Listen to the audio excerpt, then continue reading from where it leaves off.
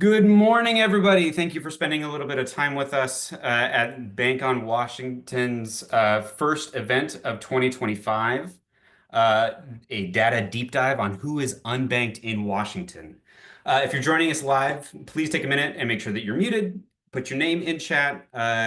This is a great place to connect with other people who are doing similar work.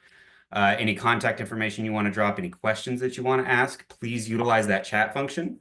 This is how we will keep track of questions as they come in. I do want to mention that this webinar is being recorded. Hi, everyone in the future on YouTube. If you have questions for us, please reach out to us on our website or reach out to us directly through the emails that we'll be dropping throughout the presentation. For those of us, for everyone who is new to the Financial Empowerment Network, we are capacity builders. We envision a world where people have the capacity to meet their needs, that low and moderate income individuals and families are able to achieve their financial goals. Our mission is turning that into action through partnerships, friends like the folks who are here in the room, make it easier for folks to access the available resources and make sure that services, products, and resources are effective and serve the people that need them most. As I said, we like to do work together. We are a network of providers. So most of our work here is in partnership and building the capacity of our friends who are doing the hard last mile of service delivery of connecting people with resources, specifically financial health resources. One of the ways that we do that is through events like this. We encourage folks to join, ask questions, engage with us, engage with the content. This is meant as a collaborative space where we all learn together. Speaking of which, our next opportunity to engage will be in April 22nd from 10 to 11:30, supporting the financial well-being of immigrant and refugee communities. I'm so excited for this conversation. Abby Oakart with the FEN team has been putting this together. If you are interested, I think the link is being dropped in the chat, or you can use this QR code and check out all of the events on our website. All of the last 3 years have been recorded and are free, along with the materials, so that we can build our knowledge base together as we grow. I want to take just this last little bit to say thank you for joining us. I appreciate everybody taking some time to join us today. And I'm really excited because I get to stop talking. But before I do that, I'm going to stop sharing my screen. I'm going to reorganize some of my notes and give you a little bit of an insight into what the next 56 minutes will look like. For folks who don't know me or I haven't had the chance to connect with, my name is Ryan Davis. I'm the Director of Community Impact with the Financial Empowerment Network. I'm joined today by one of the smartest, most bestest people in the world, Erwin Reeves with the with the Federal Deposit Insurance Commission, the FDIC. Erwin is a community affairs specialist with the Federal Deposit Insurance Corporation out in San Francisco at the regional office. In his role, he assists stakeholders as they create relationships that bolster the economic inclusion of low-income communities in Northern California, Oregon, and here in Washington State. Mr. Reeves facilitates roundtables, forums, and listening sessions, as well as providing technical assistance to help bankers, community-based organizations, municipalities, and community residents develop programs that comply with the true spirit of the Community Reinvestment Act. Mr. Reeves has over 30 years of experience working in community and economic development, focused on developing and implementing technical assistance programs for small businesses, nonprofits, and low-income residents. He has a bachelor's degree in marketing from Jackson State University and has completed the National Community Development Lending School held at UC Berkeley, strategy for nonprofit organizations at Stanford Graduate School of Business, Ross Minority and Real Estate Program at the University of Southern California, and is a graduate of the Pacific Coast Banking School at the University of Washington. Altogether, he is an expert in all things banking, specifically when we have questions around trends in the data and who is currently being left out of the market. Erwin is one of the first places that we send an email. So for the next 20 minutes, I'm going to give him the reins. There is a new survey out, and I'm very excited for Erwin to walk us through our findings. Erwin, please take it away. Thank you very much, Ryan. I'm going to share my screen really quickly.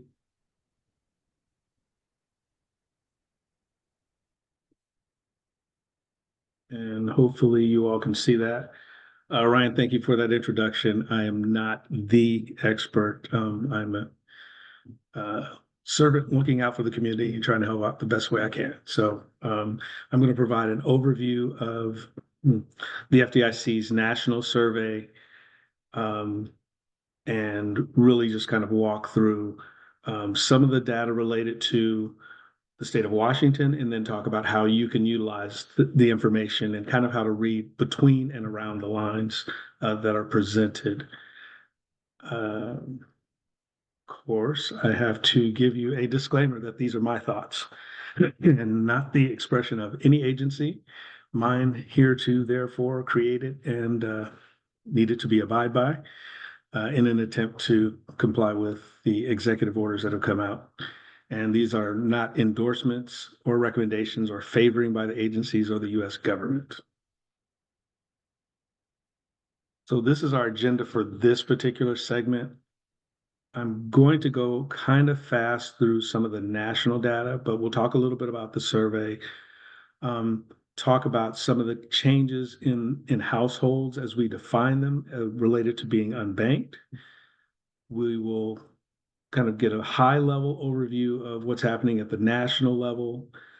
We'll come down a little bit lower and look at Washington, and then kind of set the tone. We don't have a lot of, there's only a couple of MSAs, metropolitan statistical areas, that are included, and some of that data is limited, but we'll talk about how to kind of read between the lines related to that as it particularly relates to your clients, your constituents, and communities that you serve.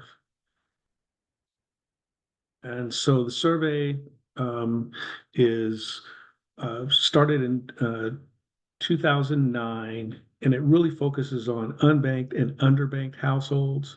And as we look at the data, it helps us give an understanding of what's taking place related to on a national level, state levels, and then, as I said, the metropolitan statistical areas, which I'll just refer to as MSAs going forward. The data that we're looking at today really comes out of the June collection process. So it was conducted in June 2023, and then we're looking at those 30,000 responses related to the data that we're going to overview. There have been some shifts since let's say 2013. It's a trend really where the unbanked households are getting older. And so we can attribute that to a number of things, but we'll notice that in two segments of senior citizens, 55 and above, they're now almost 40% of unbanked households. And the younger people are starting to improve from that standpoint and represent roughly 25%. That was the exact opposite in 2023. And then to take it a step further, 65 plus is roughly around 20% right now. And that's up significantly from 2023, where it was 10%. Some of that, which seems odd, but is directly connected to technology and the utilization and the increase of that as more and more things are being done over smartphones.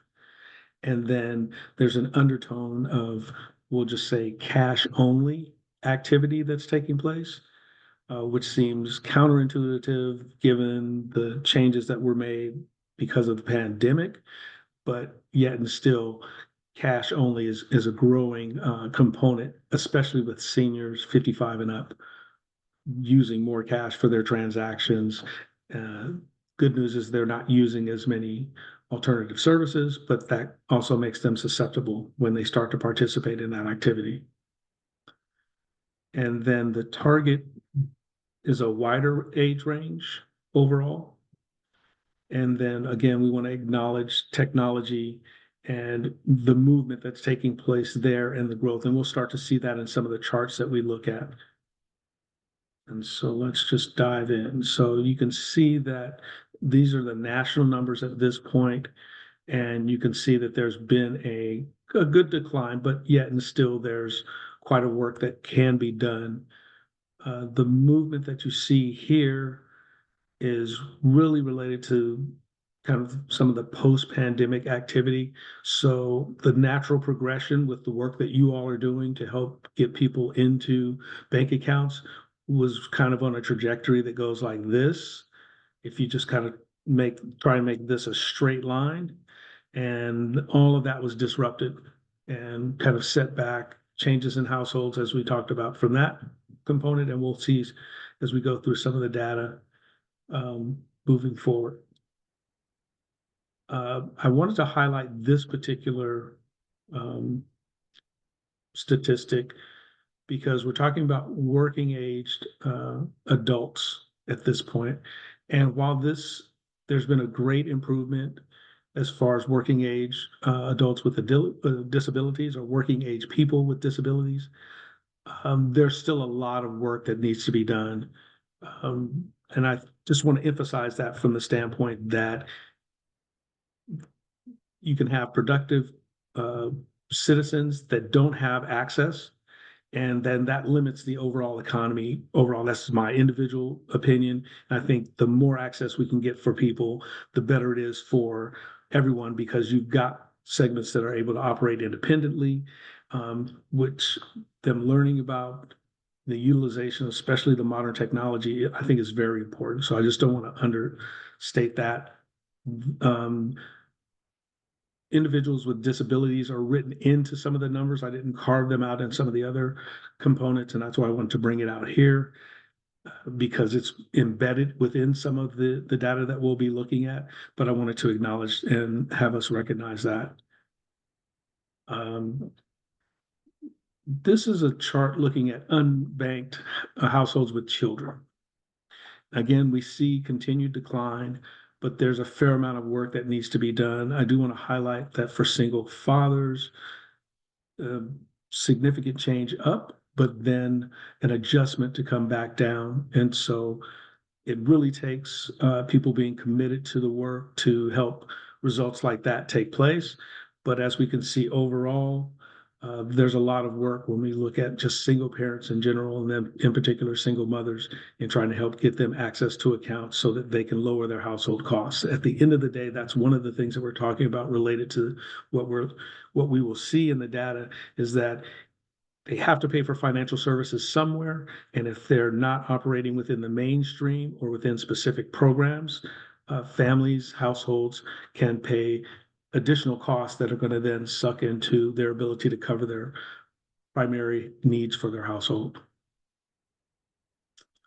So reasons for not having a bank account, and these really come out as being consistent over the last several years. We're really going to look at just the top 5, but the belief and myth that an individual doesn't have enough money to meet the minimum balance requirements continues to be a leading factor. We know that that's not the case, but that's also the reason that we need to expand the use of certified accounts in order to, one, get over that myth, but also get more people into accounts.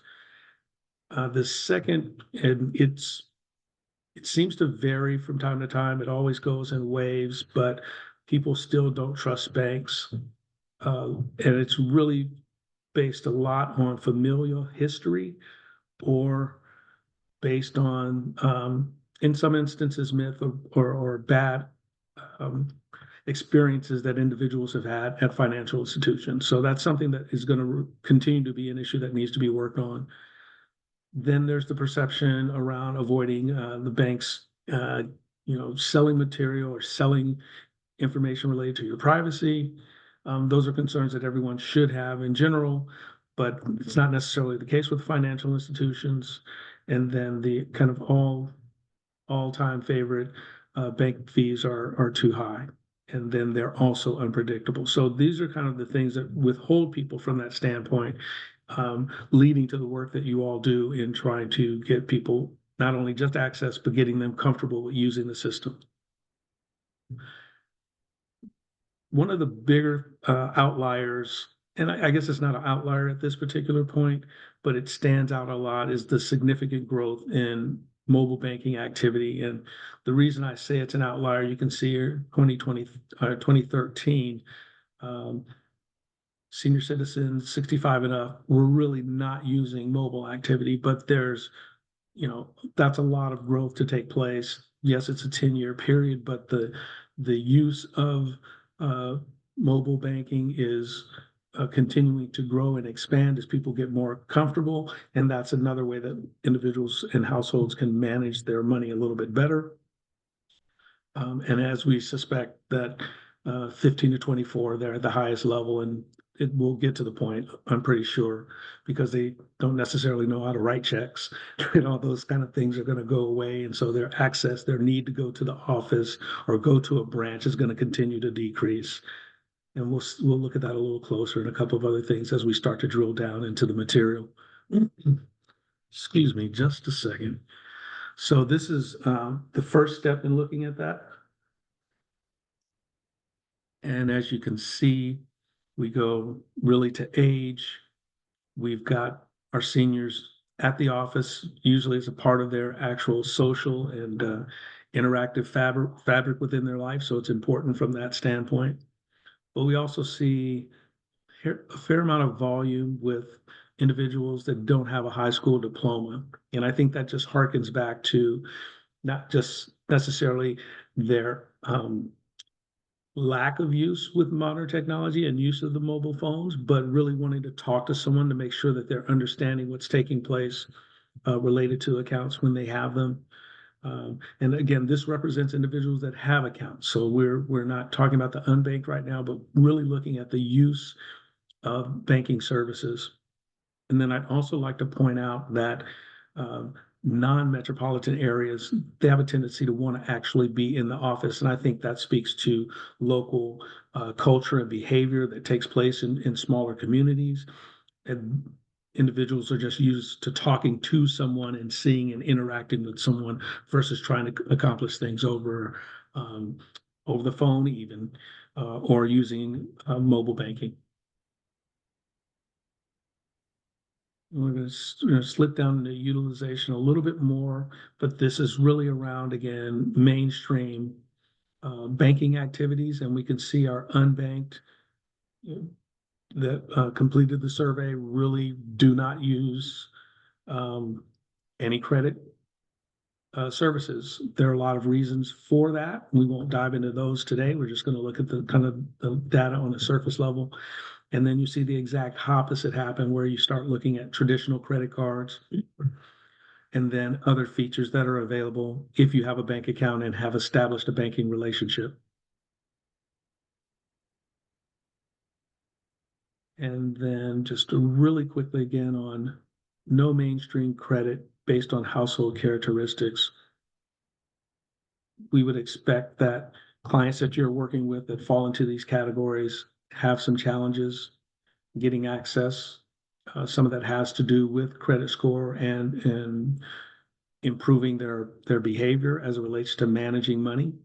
But also, and this is a very significant factor, costs continue to rise. And so because of that, that activity really naturally pushes down the use and access to mainstream credit, because if you don't have a proper credit score, because there's been a decrease in your revenue, decrease in your household income, then there's likely to be a challenge because cost and expenses, even necessary and basic expenses, continue to go up. And so it's vital that that be recognized in trying to provide the services. And I think that's really what the one thing to remember about the survey that is that it's a look back. And so, Ryan, I'm looking at the time and I'm going to go pretty fast now, just so we can get through some of these other segments. There are new topics that have been introduced, the buy now, pay later which have grown in prevalence. In 2023, 3.9% was the use from that standpoint of all households that took the survey. That was in the last 12 months. And then crypto, as we know, is growing in popularity, uh, more so as an investment. And we'll talk about that in just a quick second. But use was 4.8% of all the households that were surveyed. And you can see it was used primarily as an investment versus using it to make purchases online, in person, or some other alternative use. It's not that it's not being done, but with the individuals that were surveyed, didn't take place as much. And then in this particular, and I apologize for this, but it's the only way to kind of get all this information in to say at the same time, there's been a decrease in the use of non-bank or non-traditional services. And a lot of that can be credited to the work that's being done by your organizations, by you individually to help push those numbers down. But we can see there's still a lot of work that needs to be done as far as getting people access to accounts so they can continue to lower their household costs and their household expenses. As you can see here, Washington, so this is less than 2% unbanked, is doing very well in relation to the rest of the nation, and in fact, um, ranks really highly and is the leader on the West Coast. And so you can attribute the work of not just your asset coalitions, but all of the work that's being done by both the financial institutions as well as the municipal service providers. The collaboration that you all have is really driving these numbers to this place and keeping you as a leader within what's taking place across the nation. This is a quick look at what's happening over the last 3 surveys. And then we're going to go a little fast here because we're going to look at a high level really quickly. You all will have access to this material. I forgot to fix that last box. But you can see that the unbanked here is fairly low. And then these categories, your senior citizens, some folks with some college, individuals with college degrees, they seem to be, they have accounts. So that's not really the target, but these are targets here, not in the labor force is a primary target. And I think seniors should stay in that standpoint because they need to make sure that they're being protected against financial predatory practices.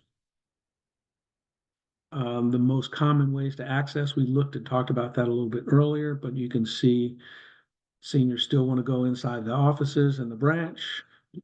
Individuals that are not necessarily in the labor force or not necessarily employed have a tendency to want to go into the branches as well. I was surprised and then not surprised that for the most part, these are going to be hardworking individuals, and they're going to not have time to go to a branch, not have time to go to an office. And so they're going to use ATMs and online banking to a higher level. And employed, just to kind of point out, this number continues to grow. And in Washington as a state, the employed represent the highest use as it relates to mobile banking. And so that's a good statistic overall, just to kind of keep an eye on.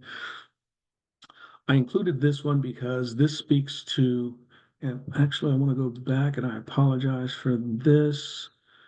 Really wanted to point out the underbanked. And so we're going to see this occur kind of consistently. These are individuals that are employed, have access to resources, have bank accounts, but continue to try and use non-mainstream financial services for one reason or another. Could be their comfort level or their lack of comfort or lack of trust in going into the bank. It may be the individual or the organization that they're trying to make a payment to. And so you can see here that these are people that are educated, and yet they're still using non-banking financial services, even if they're banked. Same thing with individuals that are employed here, where you see it drop off is individuals as their income increases seem to use it a lot less, but it is still being utilized. And so that's, I think, the target for the state of Washington is to lower the underbanked category, and that be a focus of the Bank on Coalition. That's just from an observation of these numbers. And then again, non-bank online payment services, same kind of thing. Um, More so looking at convenience. And so this is an opportunity, in my opinion, to do some education related to that. And then the last piece, second to last piece, this is, let me make sure I did that right. Yes, this is Seattle. The survey does not get very granular, and it's challenging to kind of fit within that space. And so it really only looks at high level. This is the lowest level that we can get. And we can see there are a lot of spaces left because there wasn't enough data to be collected statistically. The lower this particular survey goes related to that. So underbanked again stands out as a group to work with. Um, this is again most common access, high utilization here. I think this is okay that the seniors aren't growing um, uh, in the area of mobile banking. We need to make sure that we're doing a lot of preventive work related to abuse and scams related to seniors because it's a growing activity. And then this is again non-banked money orders over the past 12 months and non-bank online payments. So sorry that took a little longer than I thought, Ryan. Um, Back to you. Any questions? I can take. I knew in my heart that the agenda that we had shared between ourselves is a working agenda and not a final agenda. I appreciate the deep dive into the FDIC Household Survey. Like Erwin mentioned, I put it in the chat. These materials will be available on our website as well as in a follow-up email. I'm going to encourage everybody to drop your questions for Erwin in the chat. I'm going to take just hopefully a quick dive through two additional data sets that show very similar stories and point us in new directions for who is unbanked here in Washington and in particular underbanked. I'm going to drop, Skagit and Snohomish County, you're ahead of me. I'm going to drop the scorecard at Prosperity Now in the chat. Let me reorganize my page here. The most important findings that I'll show here are included in the materials that I will send out from Fen. But just a quick introduction to the Prosperity Now scorecard. Prosperity Now is a national, like to call them a think tank, and I like to think that they're not offended by that. They gather lots of data and turn them into policy suggestions. And we can look nationwide at data by location or by issue area. For today, we will be looking at our location. We can look at Washington as a whole. And we can explore outcome measures. You can also download these as reports and custom graphics. This is just a data person's daydream. I'm going to zoom in here a little bit. So the scorecard measures 5 areas of financial health, financial assets and income, businesses and jobs, homeownership and housing, healthcare and education. All of these are absolutely fascinating. I encourage folks to spend a little bit of time learning about our state's statistics. One thing that I should mention that I think is implicit in the conversation that we were having with the FDIC survey, as well as any of these materials, is that they are a look back. These are 2023 numbers at the most current, because it takes a little bit of time for us to gather all of the knowledge. We can see that comparing Washington to the nationwide, we are doing well. I want to pause and emphasize that. We had a number of points in the chat where we were excited about what Erwin was showing us about progress, about moving in the right direction as Washingtonians and as financial health advocates. And this is another place that shows we are in a better place than the nation as a whole. The place where this gets really cool for this particular set is that it has extra charts by race and by trend. So we can look at the median household income in Washington, it's $84,000 a year. And we can look how different races and communities stack up there. I don't think that any of this will be surprising, but that white households are so close to the average, while Black, Native, Hispanic, and Latina, and others are all roughly in the same line. I don't think that I need to spell that out any further. Moving down the line, I want to call out again unbanked and underbanked. We can look here by race, and we can see that as a whole, Washingtonians are 2% unbanked, but that is again higher for Black, Native, and Hispanic and Latina households. Almost as a continued trend. And lastly, if we're looking here at underbanked, a significantly higher number of all Washingtonians are underbanked. And then we can look here at Black, Native, and Hispanic and Latina, and that is 35, and 36% inclusive. So thinking about what this means for us as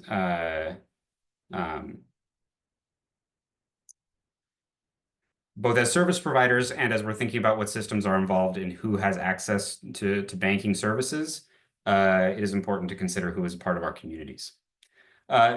This tool is absolutely, I've spent hours digging through this, and every time they come out with a new one, I spend another couple of hours because I love, I enjoy data significantly.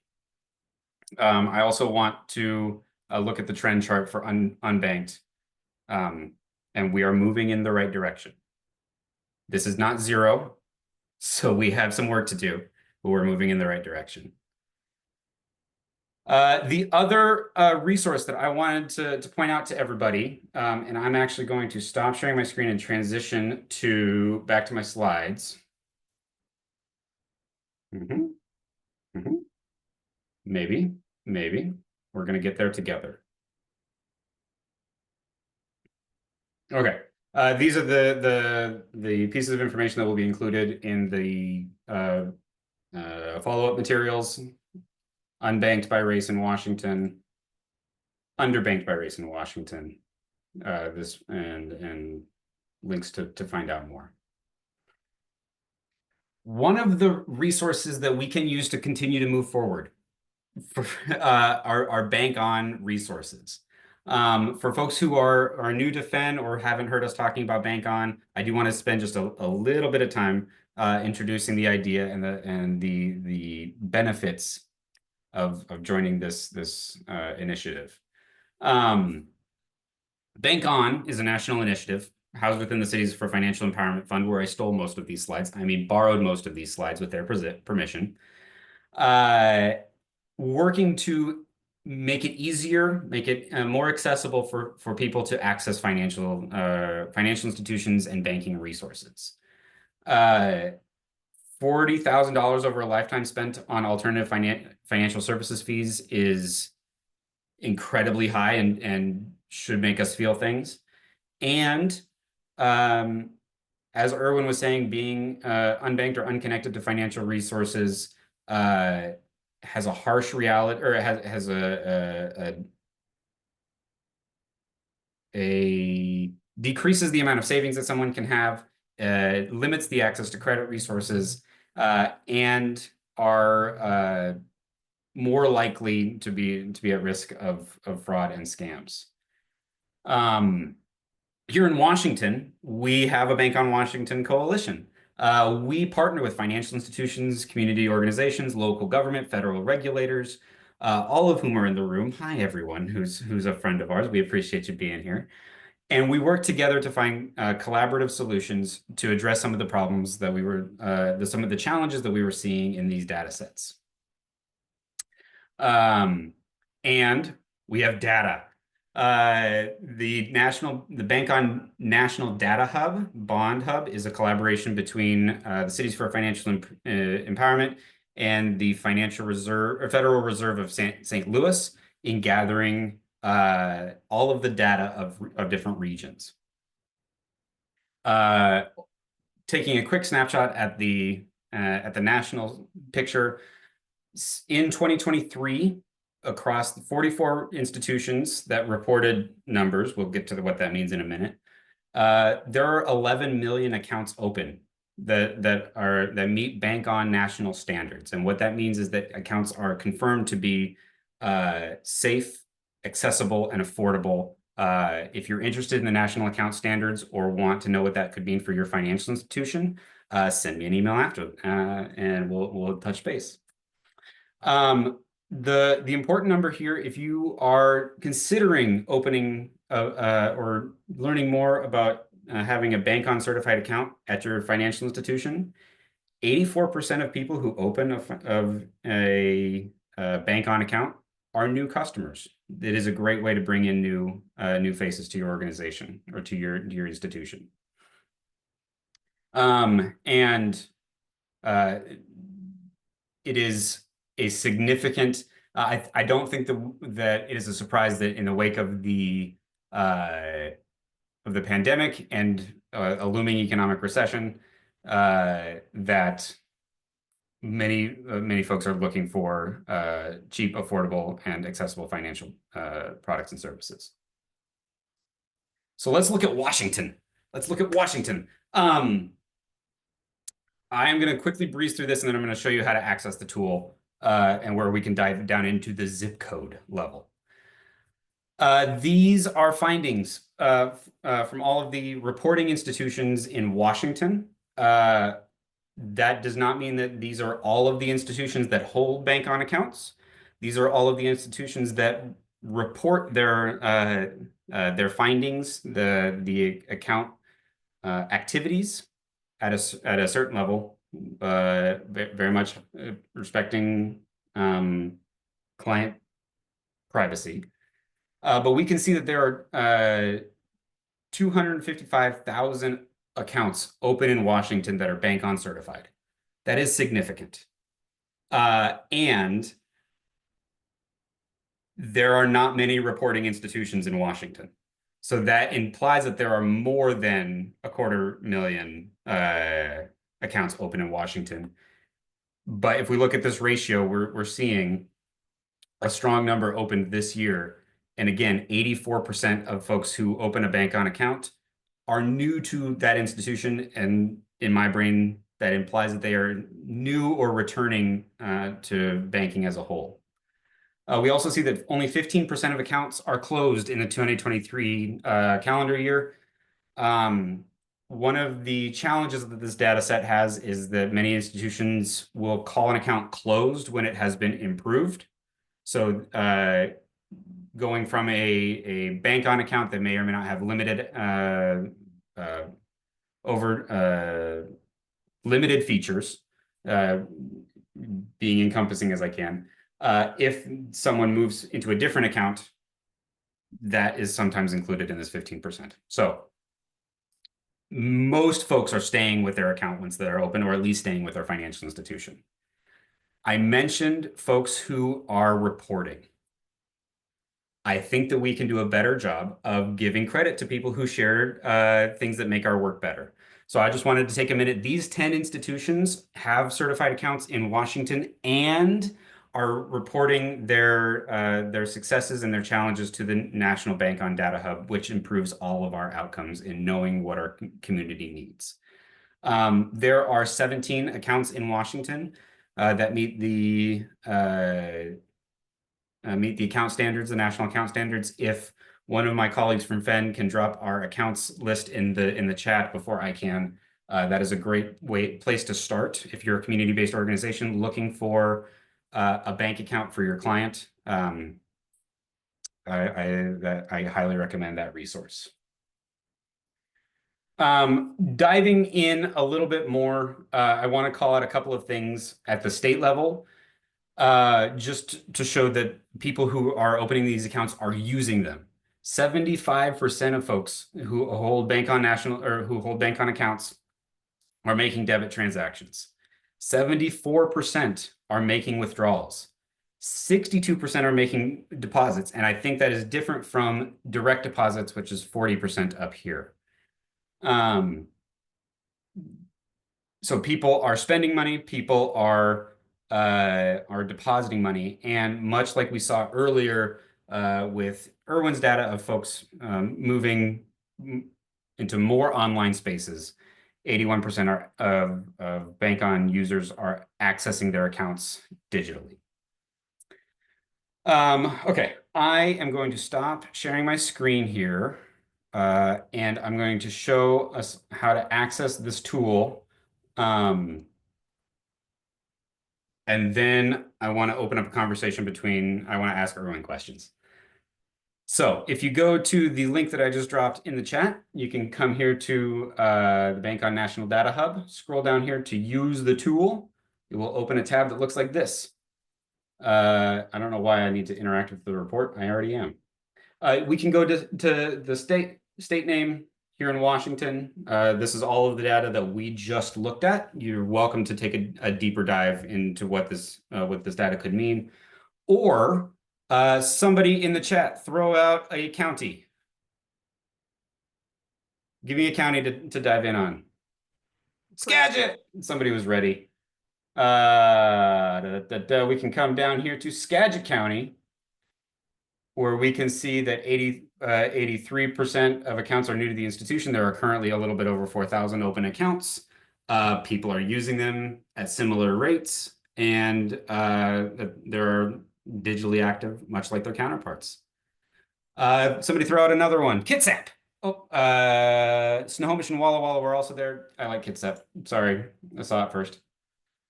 Kitsap County. Very similar data. We could even then dive into the zip codes of Washington, or maybe even the zip codes of Kitsap County. I think it solidifies. At a certain level, they can only go into zip codes that have enough financial institutions reporting so that you can't find out individual data based on the aggregate. So knowing that, for instance, there are 3 deposits a month in this zip code might let you know who that list of people is not long. Okay. Those are two, between that, the scorecard and the Bank On National Data Hub are 2 resources that we rely on very heavily when thinking about our data. I've now used way more time than I said that I would. Erwin and I are both guilty of liking data. I'm going to ask Erwin to come back on camera and back up and be spotlighted. Erwin, you said something that I want to unpack, that data and data reports like this are a rear view mirror, that they are a look back into what happened in the past. I want to give you a little bit more time to dig into that idea of 2021 in particular versus our most recent year of 2023 and what that means for 2024. And while Erwin answers that question, other people put questions in the chat. Oh, the next survey just on the back end would be 2025. So we're in kind of that activity. The survey will probably be conducted roughly around June. They'll start that process in gathering the data. I think we look at 2021 and 2023 comparatively, and I'll speak specifically to Washington, then kind of take an elevated view from there. The numbers related to unbanked continue to push down because people that were operating or connecting with organizations that were already kind of in that path were able to stay on that path. Versus when you look at the underbanked and the growth in that activity or the stagnation in that activity, it's because people were caught off guard based on what happened related to the pandemic. And so things got shut down, jobs were lost, People were displaced overall. And so there's this upheaval where you might have had an account, but you no longer had a money market account. You no longer had a savings account. You're down to bare basic bones and what you can do to maintain your household at that best level. And so you got some cash, and instead of writing that check, you went and got a money order because that needed to be paid, whether it was for rent or to cover other additional costs. And so observationally, you can't ignore the impact of what happened as relates to the pandemic, specifically because it was no one was prepared for it to take place from that standpoint. And so when you look at the data, then for the unbanked to continue to go down in Washington, that means the work that you were doing, you're able to respond faster than some of the other states where they had some stagnation, some increases. People were expecting their trajectory to continue to decline at that pace, and then said, "Okay, well, we'll be comfortable if everything's okay." And then certain segments might have jumped up from that standpoint because the household or head of household was no longer employed, and that's going to take a significant hit. We already know some of the challenges related to covering expenses. So that's you're looking at that, and then in preparation, the work that needs to continue to be done. There are those basic components, but it's also getting people comfortable, and they're ready for it because it's already happened, that they need some assistance in their financial planning, even though they might not have in the past. They felt that they had that stability, regardless of the political environment. Economically, there are still some unsettling components that are factors left over from the impact of the pandemic on, in particular, small businesses. Absolutely. And I think that transitions well into the next question that I had, and it was mirrored in the chat. Cost of living is increasing very, very quickly. Um, we're also seeing sort of a plateau of some of the progress in other areas.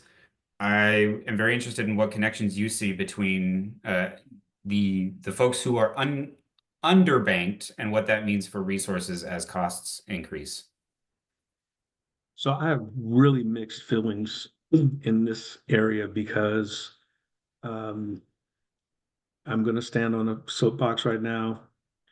We eat too much processed food. We spend too much money on processed food. And so when you start looking at ways to cut back, and was um, I was grocery shopping, and I saw this family kind of pull up, and they were an immigrant family. Yes, we shop at the same place because there's food. And I noticed this particular family, not this doesn't go across all families, but this particular family had Whole Foods in their basket. So they were going home, preparing, and then being able to stretch the beans and the rice with a little bit of meat from that standpoint versus um, buying packaged foods that are ready to eat. And I think that's the way that adjustments are made. My family background is from the South. Both of my grandmothers had plenty of kids, and they had to, feed those families. And one of the ways that they did that is that they were able to stretch food because they used Whole Foods. Now, that's not the answer to everything because it has nothing to do with high cost of housing, the continued increase in the cost of gas. But you have to look for savings where you can find them and start talking about and delivering those behaviors, so that that wealth can be shared, because there are some people that don't understand where their food comes from. And so they only know to get that packaged food. And so that's okay. I'm going to get off my soapbox now. Um, the increase in the use of public transportation where possible, getting people to understand how to nest, particularly in urban and metro markets. That's not the case in some of the non-metropolitan communities. So there are other things that have to be done to kind of offset that preparation. And then this a very modern concept of understanding needs and wants. And the line has grayed significantly, um, particularly with young people that get a lot of their information and their news from what they see on social media and those sort of things, that they need that component. And stepping back to basics, I think is a good thing. The piece of that I want to call out and dive a little bit deeper on, sort of connecting this to the conversations happening in the chat of the fact that people who are experiencing poverty and resource scarcity are creatively finding ways to meet their needs, and that may or may not be with, as we were talking about, mainstream financial products. Um, and of course, having a solid plan for your money is important in that, and that's where all of us in the room come in of sort of supporting that conversation. I want to leave on sort of two questions um, that are twins of each other. I'm looking for next steps or suggestions, a call to action. For financial institutions, what what markets are not being reached effectively, and what might we do to improve that? And sort of the same things for community-based organizations. I'd be interested for folks in the chat to help us ideate on what is the connection point to some of these resources that we can start working on. So, Erwin, first thoughts, please. So for banks, I think the continued need to gather deposits, that is one of the benefits of, and you pointed that out with some of the data that you presented. They were new customers either to that institution or they were being reintroduced back to the banking system. But the utilization of services, the accumulation of deposits in a declining kind of, excuse me, in an unbalanced economic environment. It's not necessarily declining. There are ups and downs, and those things occur on a consistent and regular basis, so that they have to kind of be managed.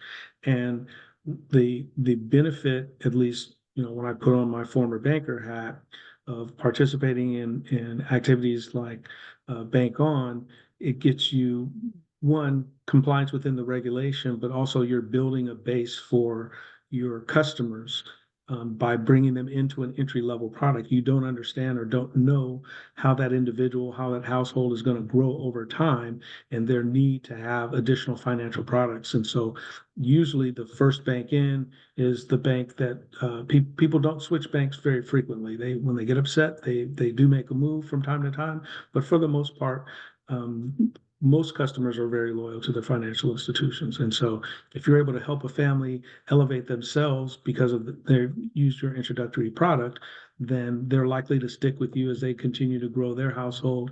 And then that can become generational. As it relates to the and I'm going to say service providers, because I think it's more than just the nonprofit organizations. I think the collaboration that I see in the state of Washington is impeccable. I talk about it all the time, and use you all as an example because I see the work, I see the benefit of the work that you're doing, not just coming out of the data that we're collecting, but the numbers that you all are putting up, and it's your ability to figure out what the needs are in the individual communities that are taking place through some of the asset building coalitions that are part of the broader spectrum or economy or ecosystem, depending on how you want to put that together. And so continue to work in that space, continue to share data from that standpoint and your lived experience in working with that. And then also be very open-minded as you start to see these continued shifts in your individual communities, and be willing to participate in some of the coalition meetings and share that information and that data, because you're building strength, because you might think you're isolated from that standpoint. And I know some of your key stakeholders and key contributors that participate in the board understand things at a little bit higher level because they're participating in these meetings. But that's one way that you can kind of I don't want to say shortcut, because it's not a shortcut. You're just going in a direct line to gather and get that information from people and share with your colleagues, so you can kind of continue to build on that base, because it's going to continue to change. And finding solutions can happen, I think, a lot easier when you're collaborating and working together. I Uh, saw some big questions, and stronger together is what is what I'm pulling out of there. And the conversation in the chat, I absolutely love. We have some uh, I love the idea, and this was one of the things that I really enjoyed when I was in direct service of opening the door of what, like, once you're part of a financial institution and your money is in a savings account or a money market account, whereas Mary in the chat was talking about CDs, that just the knowledge of what is available as a resource is something that is it's incredibly powerful. I see in the chat a request for the scorecard, and Jennifer and Abby have already beaten me to it. Absolutely. The other things that I see in the chat are an invitation to join your local asset building coalition, and tech business and making people more comfortable engaging with their financial institution in different ways. Building that skill and comfort level, I think, is going to be important over the next couple of years.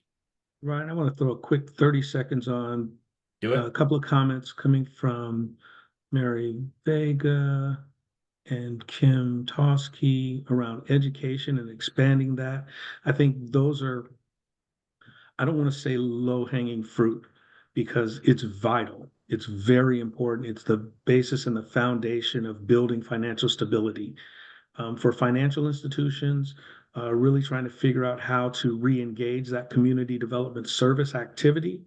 And as demonstrated here in the chat, where the request is actually being made, you're able to utilize the information that you're getting here as a mechanism to determine community credit and service needs. So you heard it here live in the chat that they're asking for more education, more ways to kind of build partnerships from that standpoint. And so that's a form of collaboration and a way that collaboration could take place.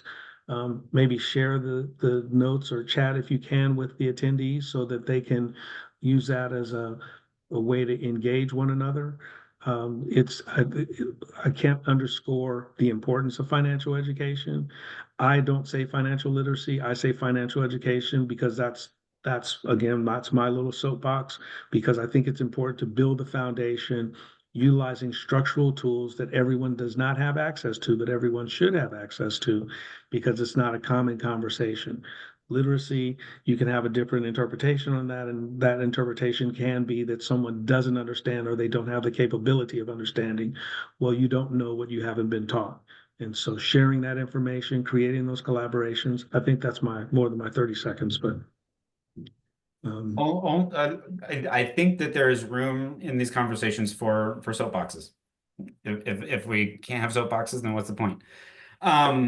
I am realizing that we are coming up on our 60 minutes together. I very much encourage everybody in this conversation today live and everyone watching to have a reflection on what is challenging about banking relationships, what part of this we as individual service providers play in connecting folks with financial institutions and financial products that fit with them. It, Erwin and my emails will be included in the follow-up. If you're seeing this recording, click on our links in the doobly-doo down below. Please take a minute to fill out the survey before you leave. We use this data. We love data, as you can tell. We enjoy hearing from you, and we use it to make all of our workshops and events community centered. Erwin, anything that you want to say for the good of the order before we sign off? stop listening to me and get back to work. And on that note, everybody, I appreciate everybody spending an hour with us. Please do take care of yourselves. This work is hard work, and Yes. I'm sending all the love I can through this technology space. Your efforts are greatly appreciated. We're In all doing good work, sincerity. guys. Yes, We're winning. absolutely. It's not a competition, but we're winning. Okay. Bye, everybody in the future.